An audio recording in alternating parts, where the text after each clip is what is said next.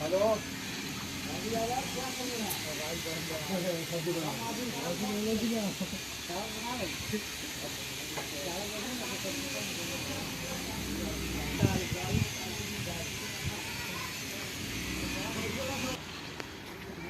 यहाँ चलान फिर से बंद होने के कारण ट्रक ऐसे ही पानी छूते हुए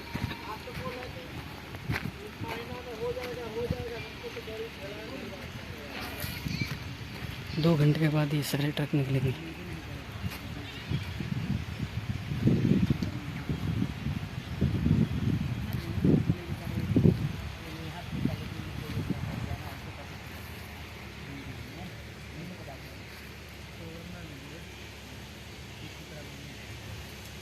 मतलब हम 35 फुट का कर